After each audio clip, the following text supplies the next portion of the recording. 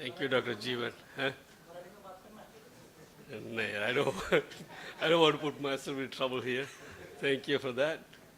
I thought you were my good friend. Okay. Decoding entrepreneurship.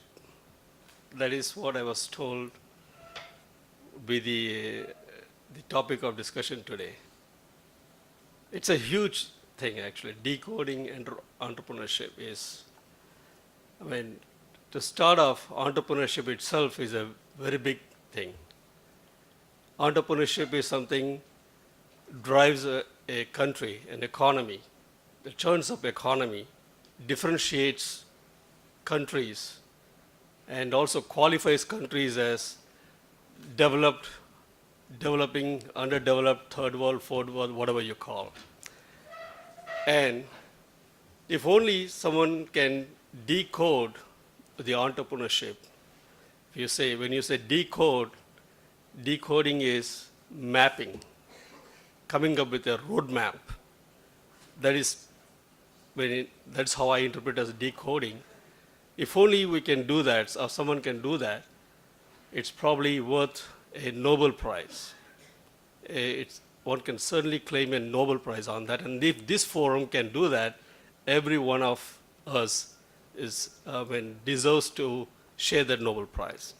Anyways, when my friend Chandrakant Pathak, my classmate, he said, "Hey, Raj, you're going to be here, so we want you to also address the group on entrepreneurship in veterinarians in the veterinary field." I thought, hey, am I even qualified to do that? He said, "Oh, yeah, certainly you do. You have done some good job with some companies." And I did do a bit of a introspection and said, "Oh, yes, I have at least, I've done with many companies, but to my credit, which I'm proud of, is setting up 3 businesses from the scratch. And it's not just setting up successful companies, businesses from the scratch. So I think I have some credibility to what I'm talking today, okay? And in today's context, okay, as we're talking about entrepreneurship, I don't know if there is any particular mantra or particular, say like, hey, do this, and this, and you'll be successful. I don't think there's anything such exists in entrepreneurship. It is all playing by the game, like whatever you come across and how you make your decisions and how you execute them and how you handle the results. So I think in the veterinary context, for example, let me give you some examples. Like you know about the success story of Microsoft, Apple, Steve Jobs. And even another example I can give, which I don't know how many of you will know about it, is the story of FedEx. The founder of FedEx, when he first presented the concept of the couriering business, his proposal was thrown into trash bin by his supervisor, his teacher. Can you imagine? It is a multi-billion-dollar multinational business today. Right? People trust FedEx more than any other postal company, including the one in the United States.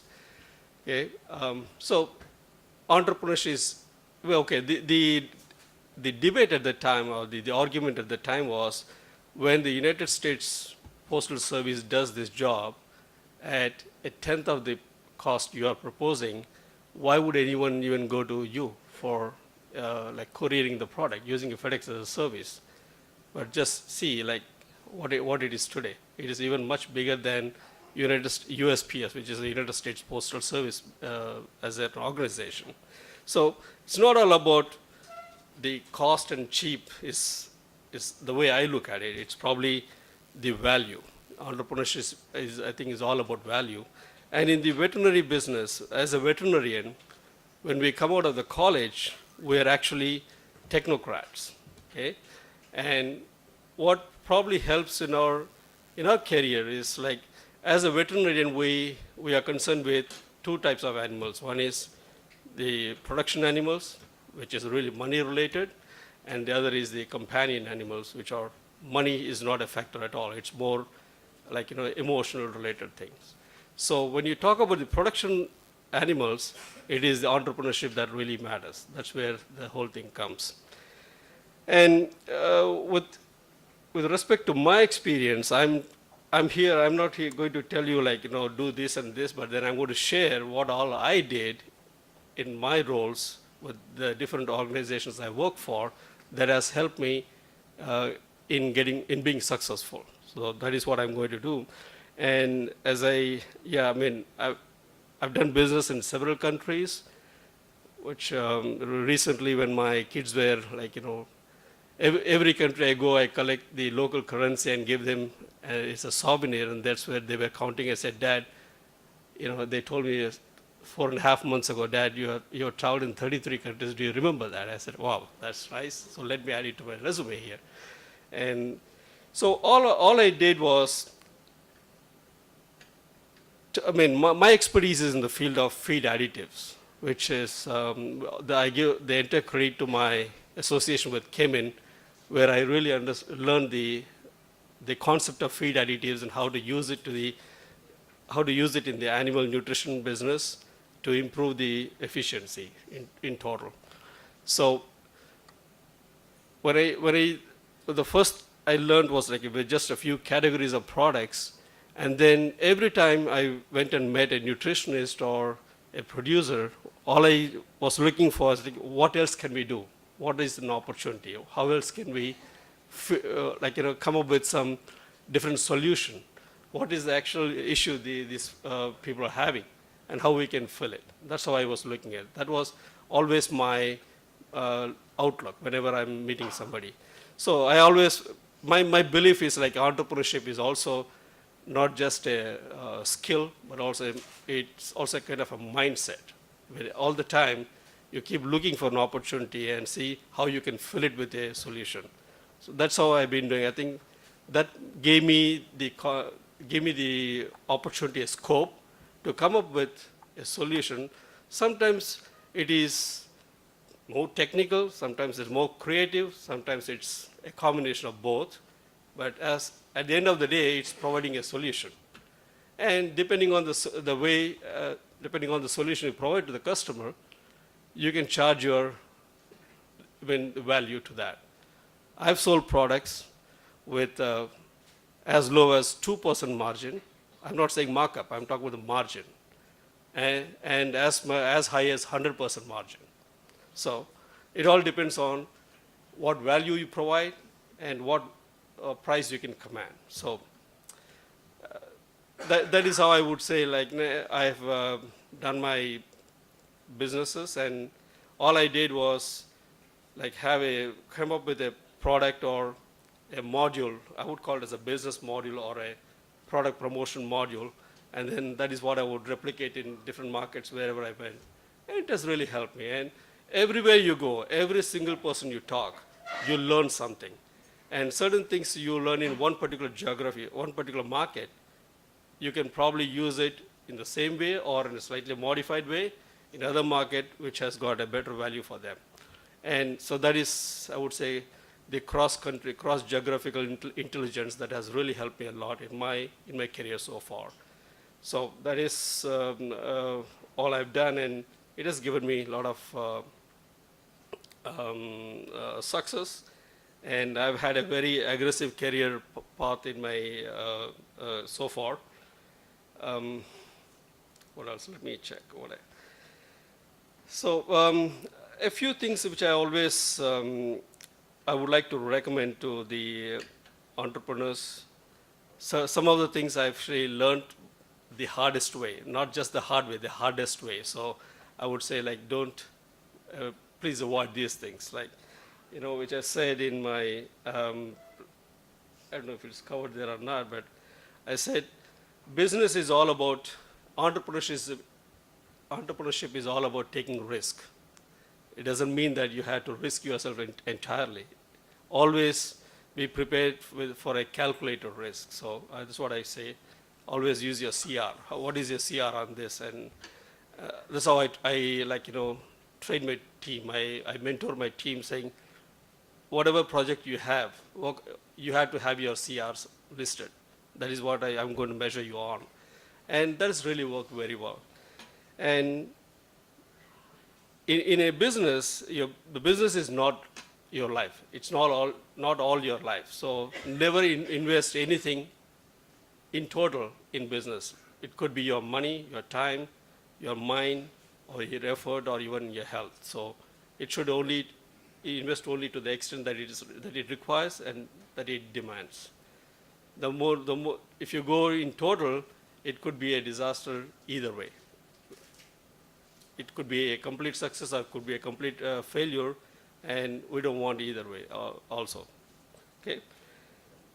Um,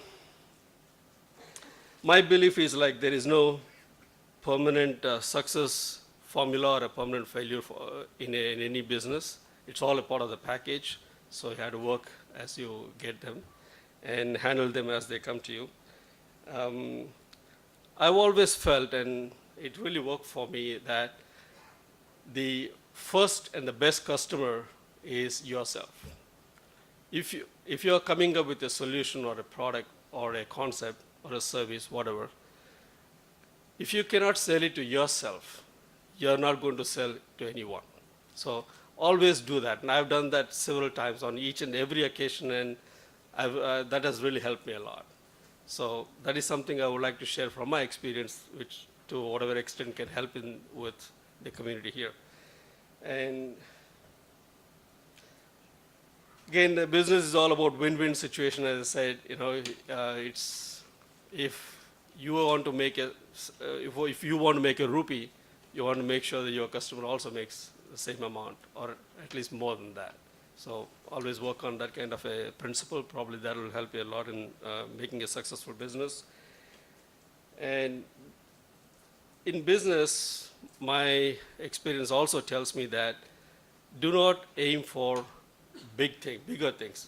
Let your goals be smaller. It is all about continuous improvement. Today, you have done something, so aim a little more than that.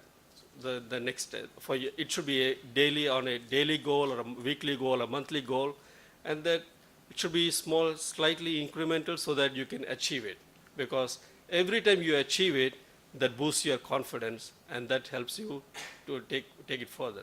And anytime you get a failure, it pulls you back, like ruins your confidence. And most of the times, the negative impact is much stronger than the positive. So if you are successful, it'll probably take you one step ahead, but a failure can bring you back 2 or 3 steps down, and then you have to climb that many steps ahead. So always work on smaller goals and taste success. It's like tasting blood. Taste success every time, and then that's going to give you, keep you continuously motivated and boost your confidence. So, and also, whenever you're working, which other speakers also spoke about, like be clear with what you want to do, how you want to position yourself, your strategy, work on all those, the W's, H's, and like what, where, when, and how, and all the stuff. And this being a entrepreneurship, you'll have to always keep in mind time and the cost. Time is money, cost is money. So these are two important factors. Everything else you can always prepare a note, you can prepare a wonderful presentation or a note and all stuff, but as long as they are not tied to a time frame and money frame, they are not going to be useful at all. They don't mean anything for entrepreneurship. So these are, and again, these were not taught in the college. I graduated as a veterinarian from the college, so I knew only about animals, physiology, pathology, whatever. But these things I learned from my very first job. I was really excited by, I was hired, I was a gold medalist, so they saw my resume, oh man, this is what we want. We want you to train our sales guys. I started doing the job, and I saw my other product managers and marketing guys. They are high flyers. Like they are a lot more glamorous in the company. They make a lot more money than I was making. I said, man, that's really interesting. Why not I give a shot to that. And I took a bold step, and that really worked out very well for me. It may not with everyone, but then this is my experience, and I'm sharing it for whatever it is worth with every one of you here. And I know the time constraint here, so respecting that, I would like to uh, take off from here and thanking every one of you and the organizers, Dr. Santosh Ire and Dr. Jeevan, other speakers. Thank you very much for the opportunity here.